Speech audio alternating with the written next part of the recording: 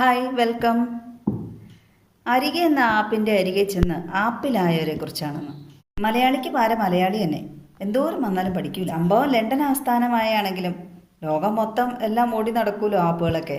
ചെറുപ്പക്കാരുടെ ഇടയിലെ പ്രചരണത്തിലുള്ള അരികെ എന്ന ഡേറ്റിംഗ് ആപ്പ് ടോം തോമസ് എന്ന ആളുടെ ഉടമസ്ഥതയിലായിരുന്നു. അരികെ എന്ന ഡേറ്റിംഗ് ആപ്പിലൂടെ നിരവധി സ്ത്രീകളെ ശാരീരികമായും സാമ്പത്തികമായും ചൂഷണം ചെയ്തിട്ടുണ്ടെന്നാണ്.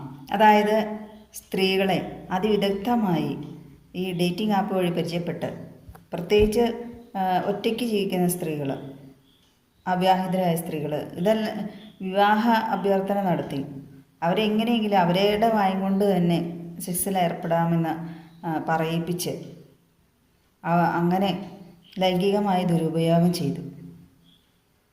12ഓളം സ്ത്രീകൾ അതിന് തയ്യാറായിട്ടുണ്ട് എന്നൊക്കെ പറയപ്പെടുന്നു. ഇങ്ങനെ പലരെയും വഞ്ചിച്ച് 30 ലക്ഷത്തോളം രൂപ അദ്ദേഹം തട്ടിയെടുത്തതായിട്ടാണ് പറയപ്പെടുന്നത്. ഡൽഹിയിൽ താമസിക്കുന്ന മഞ്ജു യാദവ് എന്ന നേഴ്സ് ഇയാളുടെ ടോം തോമസിൻ്റെ ഈ അരികെ എന്ന ഡേറ്റിംഗ് ആപ്പ് വഴി പരിചയപ്പെടുകയും ആ ചതിക്കുഴിയിൽ വീഴുകയും ചെയ്തു. ഒരു കുട്ടിയുള്ള സ്ത്രീയാണ്, ഭർത്താവില്ല.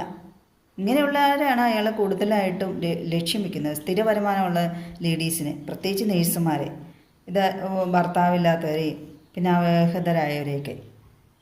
കൗമാരക്കാരായ മക്കളുള്ള ആളാണ് ഈ ടോം തോമസ്. അദ്ദേഹം അവരെ പരിചയപ്പെടുമ്പോൾ പറയും, ഭാര്യയില്ല, എൻ്റെ കുട്ടികൾക്കും അമ്മ വേണമെന്നൊക്കെ പറഞ്ഞ്. അങ്ങനെ മഞ്ജു യാദവ് എന്ന സ്ത്രീ മുഖാന്തരമാണ് ഈ ടോം തോമസിൻ്റെ തട്ടിപ്പ് പുറത്തു വന്നത്. ബ്രിട്ടീഷ് മലയാളി എന്ന ജേണലിൽ അവർ ന്യൂസ് ഇട്ടു. അങ്ങനെ സോഷ്യൽ മീഡിയാസിലെല്ലാം ഇട്ടിട്ട് ഈ ടോം തോമസിൻ്റെ യഥാർത്ഥ മുഖം പുറത്തു വന്നു. പറ്റിപ്പീസാണ് ആളെന്നുള്ളത്.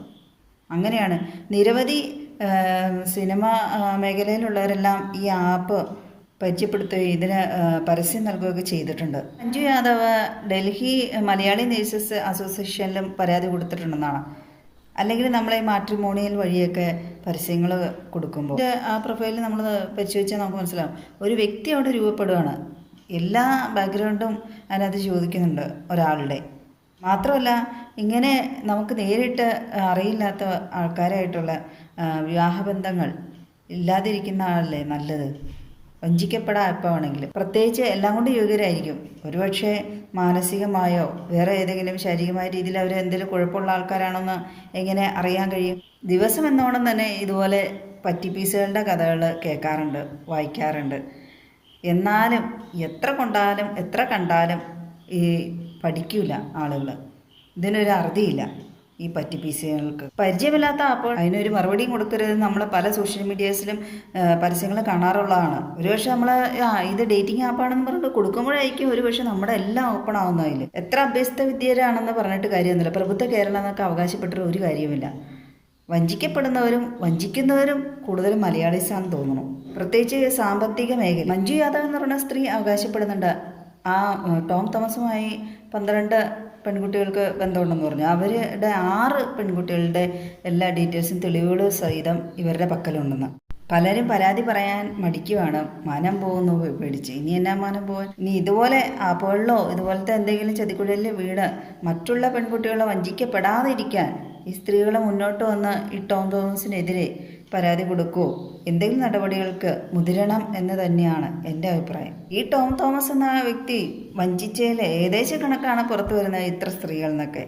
ഇനിയും എത്രയോ സ്ത്രീകളുണ്ടെന്ന് അറിയപ്പെടാതെ കിടക്കുകയാണ്. ലണ്ടൻ ബേസ്ഡ് ആയിട്ടുള്ള ഒരു വ്യക്തിയാണ്. അപ്പോൾ തന്നെ ഊഹിക്കാവുന്നതിലുള്ളൂ, ആ നാട്ടിലെങ്ങും ആരുമില്ലേ മലയാളീസോ ആ നാട്ടുകാരോ അല്ലെങ്കിൽ അദ്ദേഹത്തിൻ്റെ സ്വന്തം നാട്ടുകാരോ ലേഡീസൊന്നുമില്ലേ ഇതുപോലെ വിവാഹിതരാകാൻ താല്പര്യമുള്ളവർ എന്നൊക്കെ.